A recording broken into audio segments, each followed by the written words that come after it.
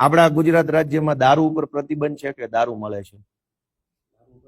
પ્રતિબંધ છે, તોય દારૂ બેફામ મળે છે. બધાને તમે ન બોલતા, તમે અધિકારી છો, અમને બધાને ખબર છે હોમ ડિલિવરી દારૂની મળે છે. દારૂ ઉપર પ્રતિબંધ છે તોય દારૂ જોઈએ એટલો મળે છે ને હોમ ડિલિવરી ઘરે બેઠા મળે છે. ખાતર ઉપર પ્રતિબંધ નથી પણ ખાતર મળતું નથી, તો કોને જઈને કહેવાનું?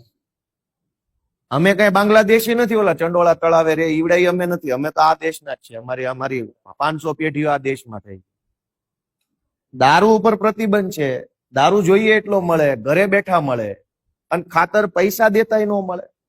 એનું શું કારણ? તો તમારી તાલુકાના મેજિસ્ટ્રેટ તરીકે, પુરવઠા અધિકારી તરીકે કઈ જવાબદારી ખરી કે પછી ગમે એટલું કહીએ એનો કોઈ અર્થ નથી? બીજું કે ખાતર લેવા જઈએ તો ને આધાર કાર્ડ માંગે છે.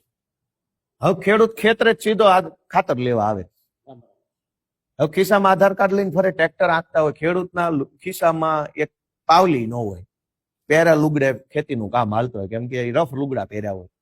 હવે ઓલો આધાર કાર્ડ વગર ખાતર નથી આપતો. મને તમે નિયમ સમજાવો હાલો કે એ આધાર કાર્ડ ને ખાતર ને શું નિયમ છે?